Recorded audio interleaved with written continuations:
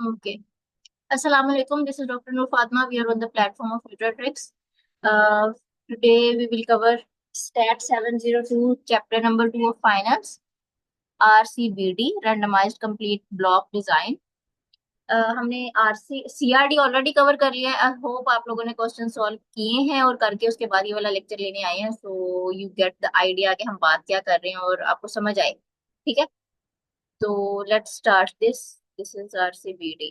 ठीक है, आरसीबीडी का पहले भी मैंने आपको बताया था कि आरसीबीडी हम किस टाइम पे लगाते हैं और सीआरडी किस टाइम पे लगाते हैं। आरसीबीडी हम में गो रेलवे, यानी जब हमारे पास, जैसे फॉर इंस्टेंस एग्जांपल से मैंने आप लोगों को समझाया था। आवाज सही आ रही है ना मेरी? Do I need to talk like a little more higher pitch? Is it good? Ma'am ठीक। आप ही ठीक है। Okay cool. Okay okay okay. So RCBD हम उस टाइम पे अप्लाई कर रहे होते हैं, जैसे सीआरडी हम अप्लाई करते हैं कि जिन लोगों को हम जो हमारा ट्रीटमेंट दे रहे होते हैं ना, जो हमारी रेप्लिकेशन होती हैं, वो रेप्लिकेशन की करेक्टरिस्टिक्स पे डिपेंड करता है सीआरडी लगाना है कि आरसीबीडी लगाना है। अगर वो सेम एज ग्रुप के हैं, सेम प्रोफेशन के हैं, तो होमोजेनियस है तो सीआरडी। लेकिन अगर एज ग्रुप डिफरेंट है लेकिन प्रोफेशन सेम है, कोई एक चीज, ठीक है, ये नहीं कि दोनों चीजें डिफरेंट है, अगर कोई एक चीज डिफरेंट है तो वन वे हेट्रोजेनिटी आती है और हम आरसीबीडी, रैंडमाइज्ड कंप्लीट ब्लॉक डिजाइन लगाते हैं। ठीक है, तो फॉर इंस्टेंस ये देखें, जैसे हमने एग्जांपल मैंने आप लोग को कही थी कि एज और प्रोफेशन वाला ही कर लेते हैं कि जो हैं सारे हमने वेट लूज की मेडिसिन तैयार की है एक कंपनी ने, चार कंपनीज ने। हमने वो चार मेडिसिन खरीदी, हम देना चाह रहे हैं, चेक करना चाह रहे हैं कि इनकी एफिकेसी किसकी ज्यादा है किसकी कम। ठीक हो गया, तो हम किस तरह से देंगे? हम सबसे पहले उस मेडिसिन के लिए अपने चूज करेंगे कि हमने किन लोगों को देनी है। ठीक है, अगर तो उनका उनके हमने चूज किया है डिफरेंट एज ग्रुप्स का, ताकि हमें पता चले कि क्या उसकी एफिकेसी किन एज ग्रुप में ज्यादा आ रही है, किस एज ग्रुप में कम आ रही है। ठीक हो गया, तो लेकिन उन सबका सबका प्रोफेशन जो है ना वो हमने सेम रखा है। ठीक है, कि सारे ही जो हैं वो पढ़े लिखे लोग हैं, लिटरेट लोग हैं, और वो फॉलो सही से करेंगे। सिर्फ हम एज ग्रुप का फैक्टर चेक करना चाह रहे हैं कि 20 से 25 की जो एज है उस ग्रुप में ये मेडिसिन कितना असर करती है, 26 से 35 में कितना असर करती है। ठीक है, ताकि हमारे सिर्फ एक फैक्टर जो है वो चेंज हो रहा है, दूसरा फैक्टर हम कांस्टेंट रख रहे हैं। ठीक हो गया, वहां पर हम आरसीबीडी लगाएंगे। अप्लाई कैसे करते हैं? लॉटरी मेथड भी कहते हैं, रैंडम नंबर टेबल मेथड भी कहते हैं। किया क्या हमने? हमने चार ब्लॉक्स बना लिए, क्योंकि हमने एक वन वे हेट्रोजेनिटी अप्लाई की है ना, यानी एक साइड पे हमारी हेट्रोजेनिटी इस तरह से आ रही है कि उनकी एज डिफरेंट है, प्रोफेशन तो सबका सेम है। ठीक है, उनका लिटरेसी लेवल सबका सेम है, वो वाली हमारा इशू नहीं है। एक एक हमने ब्लॉक बनाया है, तो ये ब्लॉक चार बना के उनके ऊपर किस बेस पे उनकी डिफ्रेंसिएशन किया है? एज की बेस पे। तो ग्रुप वन 20 से 25 की एज, ग्रुप टू 26 से 35 की एज, ये उनकी एज ऊपर मेंशन करके चार बना दिए group.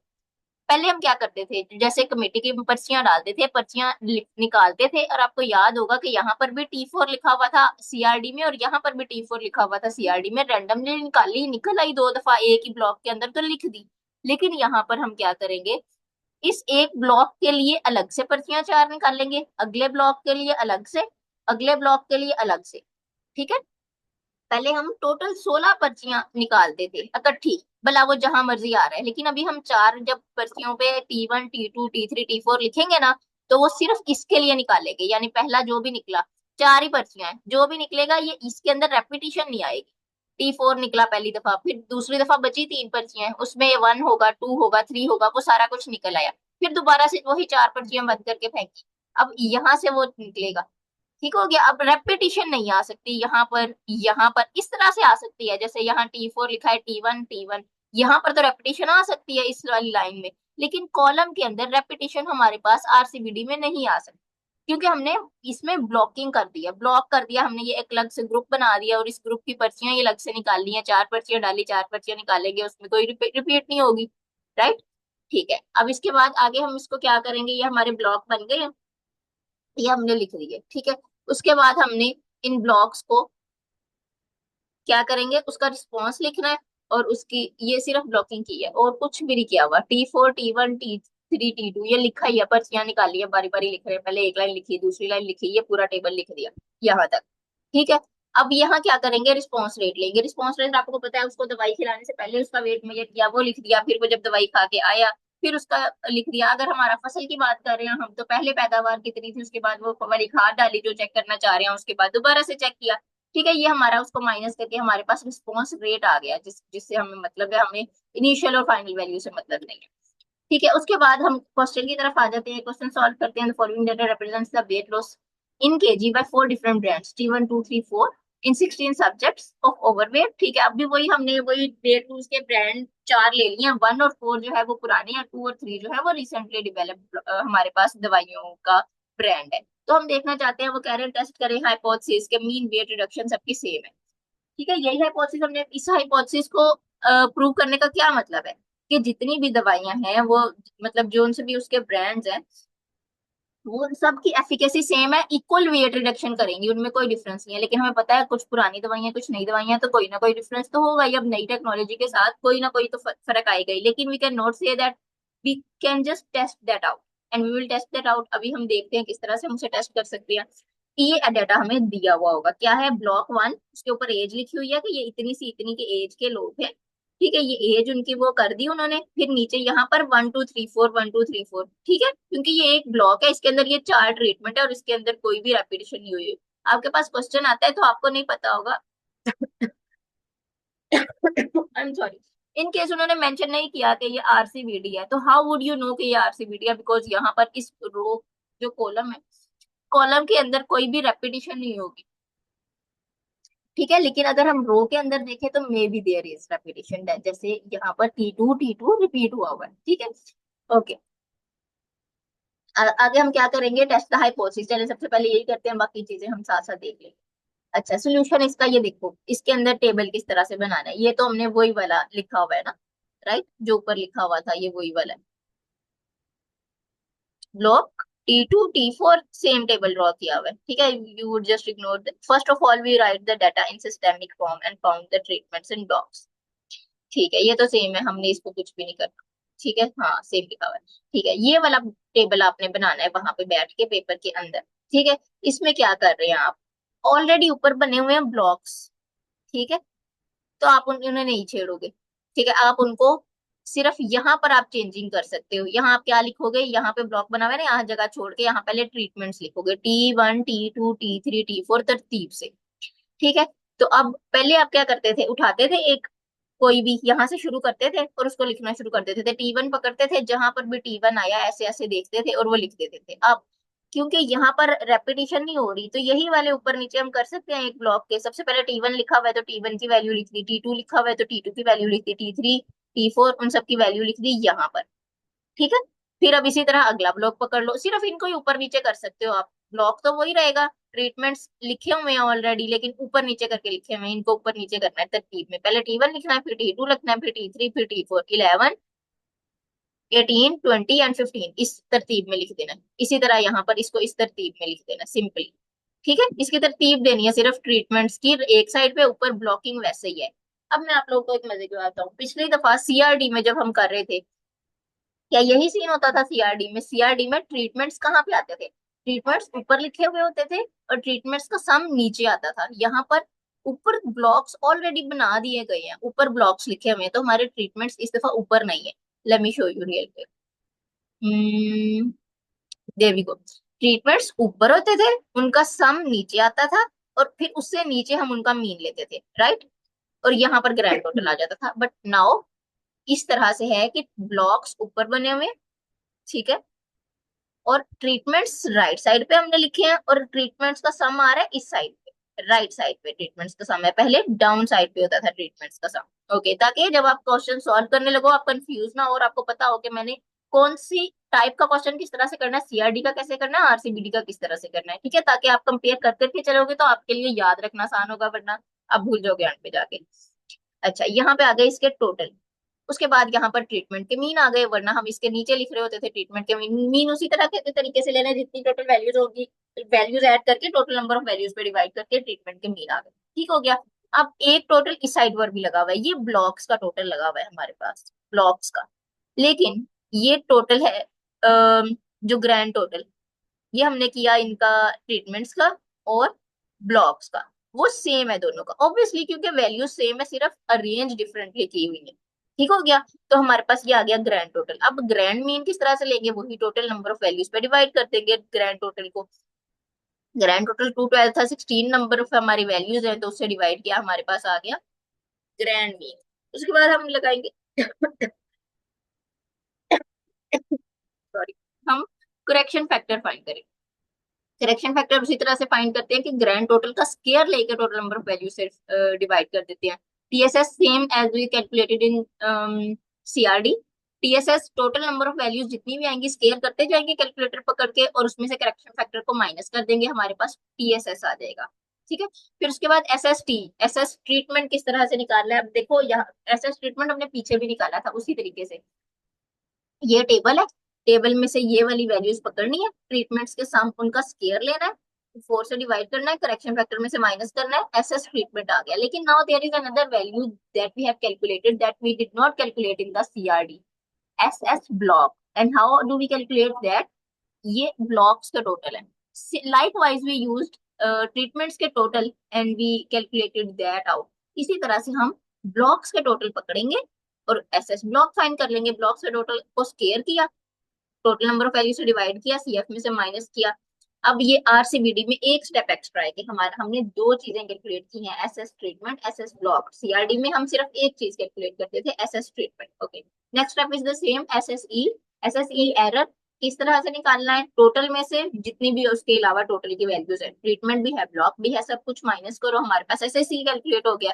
Right, and now we come to ANOVA. ANOVA बिल्कुल उसी तरीके से बनना है, सिर्फ एक चीज का इजाफा होना है, राइट, ब्लॉक। राइट, क्योंकि ट्रीटमेंट था, एरर था, टोटल था, यही तीन चीजें होती थी, ट्रीटमेंट, एरर, टोटल। एक चीज एक्स्ट्रा आ गई है, हमने ब्लॉकिंग कर दी है, वन वे हेट्रोजेनिटी आ गई है हमारे सिस्टम के अंदर। ठीक है, तो एक ब्लॉक का एक्स्ट्रा कॉलम रो ऐड हो जाएगी हमारे पास। ठीक है, अब इसका डिग्री ऑफ फ्रीडम कैलकुलेट करेंगे डिग्री ऑफ फ्रीडम जितनी टोटल ट्रीटमेंट्स है। अच्छा, अनदर थिंग, क्योंकि ये हमारे पास ये जो टेबल है ना, ये हमेशा इसी फॉर्म में बनेगा, इसमें इस तरह नहीं हो सकता कि हमारी रेपिटेशन किसी की ज्यादा और किसी की कम हो जाए। रेपिटेशन ज्यादा कम सिर्फ सीआरडी में होती है, कि आपने एक दवाई जी 5 बच्चों लोगों को दे दी, एक दवाई 3 लोगों को दे दी। In this we can not do that, हमने ग्रुपिंग करनी होती है, तो आरसीबीडी में हमेशा सेम नंबर ऑफ रेप्लिकेशन होंगी फॉर ऑल द ग्रुप्स। ठीक है, तो यहाँ पर हम आए अनोवा टेबल बनाने।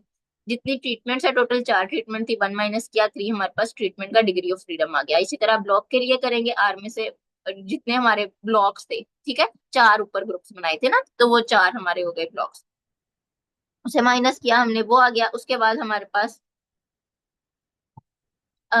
नेक्स्ट आ गया हमारे पास टोटल। टोटल का डिग्री ऑफ फ्रीडम किस तरह से निकलता है, जितनी टोटल वैल्यूज होती हैं 16 की, उनमें से 1 माइनस किया, और उसी में से अगर हम ये माइनस कर देंगे तो हमारे पास ट्रीटमेंट वाला माइनस कर देंगे, तो हमारे पास क्या आ जाएगा, ट्रीटमेंट वाला भी ब्लॉक वाला भी दोनों माइनस करेंगे फ्रॉम टोटल, तो वी विल गेट एरर। इसी तरह एसएसई भी इसी तरह कैलकुलेट करके आए ना हम। एसएसई देखो, टोटल में से ट्रीटमेंट और एरर दोनों का एसएस माइनस किया है, तो हमारे पास एसएस एरर आया। इसी तरह डिग्री ऑफ फ्रीडम भी टोटल में से दोनों ट्रीटमेंट की और ब्लॉक की माइनस करेंगे, तो हमारे पास degree of freedom of error आ जाएगा। Then we have sum of square, वो हमने अभी ऊपर निकाल लिया, वो सेम वैल्यूज है, S S T, S S treatment, S S block and S S E, ये सारी वैल्यूज लिखी हुई हैं, वो एज इट इज अभी जो कैलकुलेट किया टेबल में लिख देंगे। नाउ थोड़ा सा ध्यान से, this is mean square. Mean square क्या होता है, मीन स्क्वायर हम किस तरह से निकालते थे, अगर ट्रीटमेंट का है तो उसको एरर से डिवाइड करते थे। ठीक है, now there is block also, block को भी एरर से डिवाइड करेंगे, ऊपर वाली दोनों वैल्यूज को ऊपर नीचे रख के डिवाइड नहीं कर देना। ट्रीटमेंट को भी एरर से डिवाइड करना है, ब्लॉक को भी एरर से डिवाइड करना है। ठीक है, एंड देन वो विल गेट, यानी ये वाली वैल्यूज डिवाइड करनी है ना, 118 divided by 18, and then 52 also divided by 18, then will get, M I right और एम आई राइट, ये हमने डिवाइड करनी है, हाँ, यहाँ पर। ठीक है, इसमें तो हमने 118 को 3 से डिवाइड किया है, ये इससे। ठीक है, ये तो मीन स्क्वायर में तो हम ये करेंगे ना, एस एस को डिग्री ऑफ फ्रीडम से डिवाइड करेंगे, 118 divided by 3, 52 divided by 3, and then 18 divided by 9। हमारे पास क्या आ गया, मीन स्क्वायर। एफ कैलकुलेटेड में हम इस तरह करते थे कि हम मीन स्क्वायर को डिवाइड कर रहे होते एरर से। ठीक है, तो अब mean square of treatment divided by mean square of error, and then mean square of block divided by mean square of error, and then we would get the F calculated, F calculated हमारे पास दोनों आ गई, और F table भी हमारे पास दोनों आ जाएंगी। ये F calculated table में दिया होता है, असाइनमेंट के लिए आप टेबल में से देखोगे, एफ टेबल में से। ओके, अब इतना हो गया हमारे पास। अब इसको, इसका कंक्लूजन निकालें अगर हम, तो एफ कैलकुलेटेड ज्यादा है, यस, ट्रीटमेंट की भी और ब्लॉक की भी, तो दोनों की अलग अलग आपने इंटरप्रिटेशन देनी है कि दोनों कैलकुलेटेड वैल्यू बड़ी है टेबल वैल्यू से, तो बोथ आर सिग्निफिकेंट। अब अगली चीज हमारे पास आ गई है, ये मेरे ख्याल से सेकंड क्वेश्चन का आंसर है, yes this is the answer of the B part, let's read that out. जब तक मैं वो देखती हूँ, if there is any question you are free to ask. अभी तक का सारा समझ आ गया है, कोई चीज नहीं समझ आई? Kindly unmute your mic and let me know अगर आपको समझ आ रही है या कहीं पे आपको कंफ्यूजन।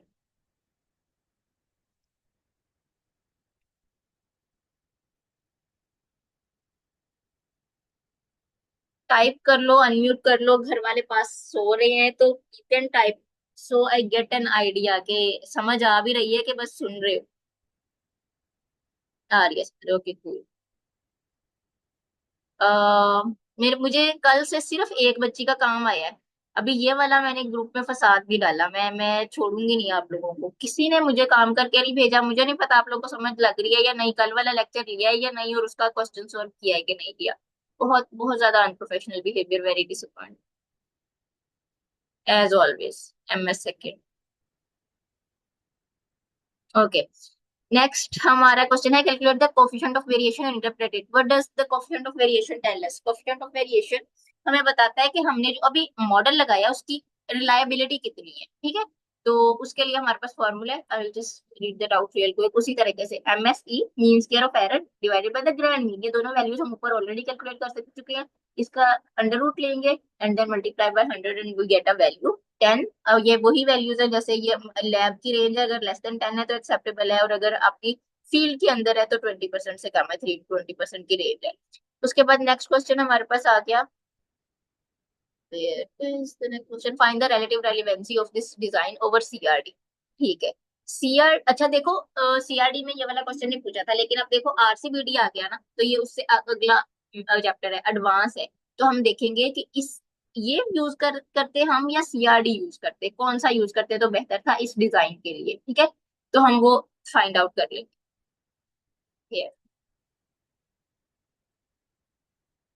क्वेश्चन नंबर 3,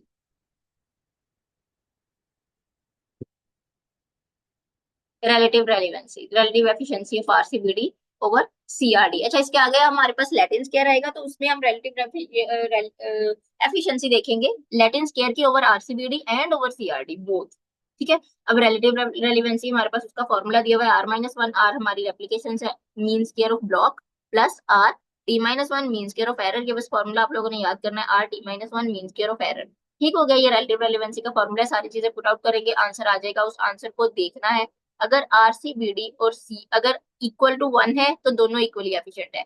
यहाँ पर 2.25 है, 1 से वैल्यू ज्यादा है, अगर 1 से ज्यादा है तो RCBD ज्यादा एफिशिएंट है, यानी जो आपने अभी लगाया ये that was good, a good call. अगर लेस देन 1 होता है हमारा आंसर, तो इट मीन्स के लेस एफिशिएंट है। Okay, RCBD over CRD। अब how much RCBD is more efficient over CRD, वो हम अब पता करेंगे। हम इसको 1 में से माइनस करेंगे और 100 से मल्टीप्लाई करेंगे, we will get a percentage, और इतने percent RCBD is more efficient over CRD। Fourth question हमारा वही होता है कि आप टक्की टेस्ट लगा के हमें बता दें, apply post hope for pair wise comparison. वो किस तरह से हमने करना है, जिस तरह से हमने CRD का किया था, ठीक है। मैं, कितने मिनट है मीटिंग में, I will just check that out and वो मैं रिपीट कर दूंगी अब। I think it is more than 10। Yeah, we have time.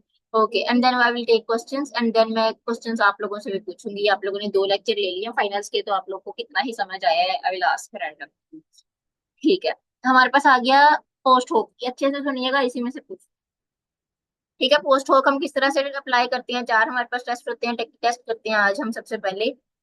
उसके अंदर हम क्या करते हैं, पहला स्टेप होता है हमारा टेक्निक टेस्ट के लिए ट्रीटमेंट। One second. ओके, हम सबसे पहले टेकी टेस्ट में ट्रीटमेंट के मीन्स जो होते हैं, जो हमने ऊपर कैलकुलेट किए होते हैं टेबल में, वो लिखते हैं। Just we write that down, 1 से लेकर 4 तक टोटल हम लिख देते हैं। कहाँ पे है? ये रहे ट्रीटमेंट्स के मीन। इस साइड, इस दफा राइट साइड पे आते हैं, वरना नीचे आते थे हमारे पास। ठीक है, ये ट्रीटमेंट के मीन है। किस तरह से कैलकुलेट किए थे? टोटल को 4 से डिवाइड किया था, क्योंकि नंबर ऑफ वैल्यूज 4 थी। ट्रीटमेंट मीन, ठीक है, ये लिख दिए। उसके बाद हमने उसको असेंडिंग ऑर्डर में करना होता है, वो हमारा दूसरा स्टेप होता है। यानी ये 9 है, उसके उससे बड़ी वैल्यू 15.5 है, फिर नहीं 12.75 है, फिर 15.5 है, और देन 15.75 है। ठीक है, ये हमने सारी वैल्यूज लिख दी असेंडिंग ऑर्डर में। देन हमने दो दो का कंपैरिजन करना होता है। वो किस तरह से करना है? हमने सारी 4 वैल्यूज हैं, तो सबको दो दो को कंपेयर करेंगे, तो टोटल कितने कंपैरिजन बनेंगे? 6। फॉर इंस्टेंस हमने पहला वाला पकड़ा। मेरी आवाज सही आ रही है आप लोगों को? I think my internet is unstable, so I will give my self a hotspot. लेकिन आप लोग एक बार चेक करके बता दें आवाज आ रही है? सही आ रही है? जी ओके, आप ही आ रही है।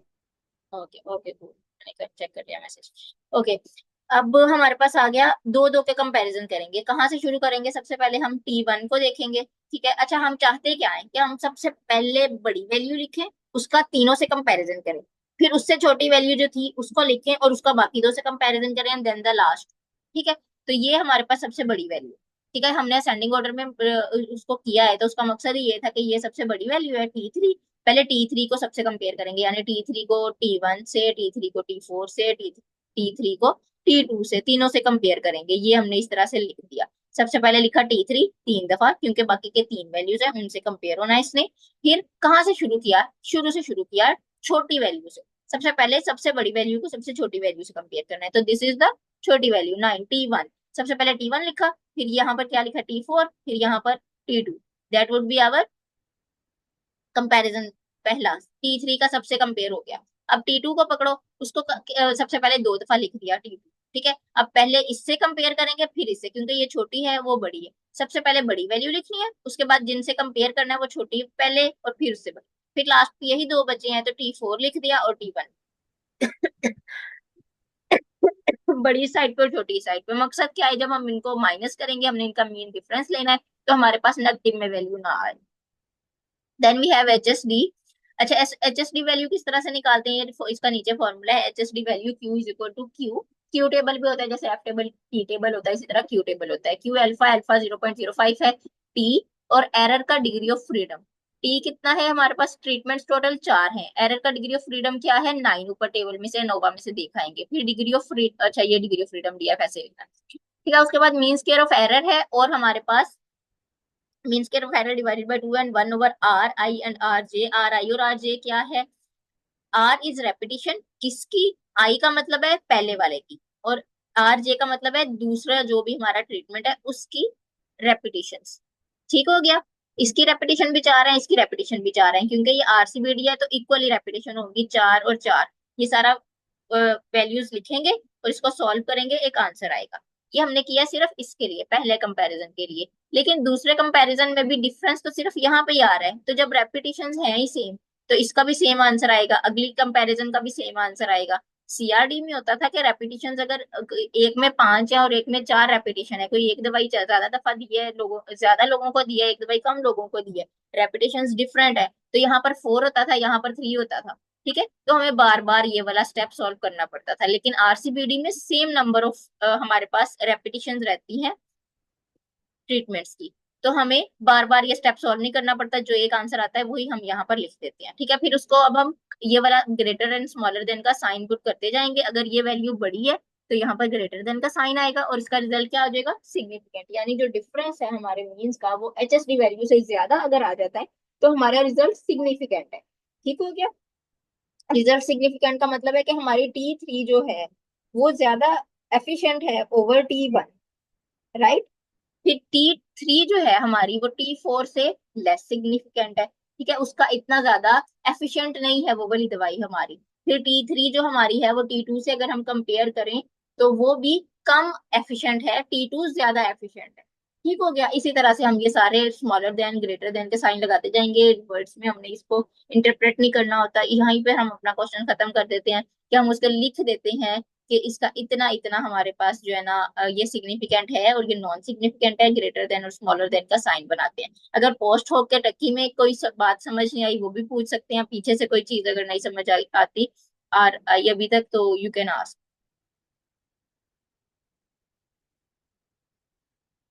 सर ने आज क्लास ली थी, क्या करवाया सर ने? लैटिन स्केयर करवा दिया।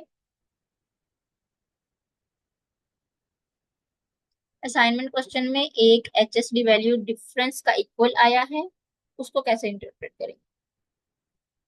डिफरेंस के इक्वल आया है।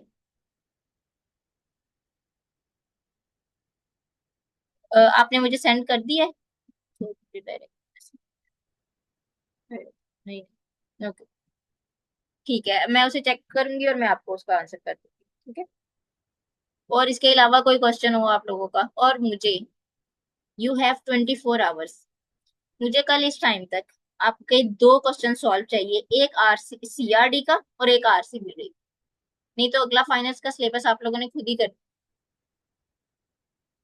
और ये मैं ग्रुप में मैसेज कर देती हूँ आप लोगों को, and I am very serious about it. कब इफ तक वी आपने अपने आर, कहा है? हाँ जी हाँ जी, we you have 24 hours. No, एक, प्लीज एक्सटेंड। हाँ, नो, एक्सटेंड करें, यस। कौन से काम है मैम आपके? प्लीज एक्सटेंड करें। इतना प्रेशर स्ट्रेस लेके नहीं होता स्टार्ट, पता नहीं क्यों। जब 24 आवर्स कहते हैं वो इतना स्ट्रेस होता है, वो सेट होता ही नहीं है। अच्छा, बस बिल्कुल ना इजी माहौल में हमसे होता है जब स्ट्रेस ना हो। मुझे ये बताएं, आपने CRD का क्वेश्चन सॉल्व किया है? अभी कल तो करवाया आपने। हाँ, तो कल मैंने कहा था करवा के कि अभी करो, बैठ के बैठे तो वही हो, अभी अभी समझे, सॉल्व करके देख लो, कोई मैं इसमें रॉकेट साइंस नहीं है। उस टाइम में खाना बना के भी खा रही थी, और खाते खाते मैंने आपकी क्लास ली है। और फिर ना, मैंने किचन साफ करने तो मैं तो बैठी ही नहीं कल। ओके, लेट मी नो कि कब तक आप लोग करोगे। आज मंडे है। फ्राइडे का टाइम दे दें। फ्राइडे, थर्सडे तक फ्राइडे मैं तक तो आप करके लोग आपको भूल फ्राइडे भी को सेंड जाओगे कर मैंने दूंगी। करवाया क्या है। मंडे को यकम की नहीं छुट्टी है ना? भूलते। मंडे को करो, थर्सडे को यकम मई की थर्सडे छुट्टी को है ना? थर्सडे को हमारी छुट्टी है। यस। हाँ, तो छुट्टी यस। वाले दिन बैठ के स्टार्ट करोगे। हाँ, नो, थर्सडे को करेंगे। हाँ जी। हाँ, थर्सडे रात तक हाँ का ना, हम बस। कर लेंगे। आप ही देखो ना, वेडनेसडे को भी नहीं हमसे होना। फिर थर्सडे को ठीक, करेंगे तो फ्राइडे तक सेंड करेंगे ना आपको। फ्राइडे मॉर्निंग फजर टाइम का दे दें, फ्राइडे की फजर से पहले पहले आपको सेंड हो जाएगा। अच्छा ठीक है। अच्छा, पहली बात तो मैं, let me stop the recording here, hmm. ताकि आप लोग अब बोल सकें अपने जो भी आप लोगों के कंसर्न्स हैं। I hope it was a good lecture.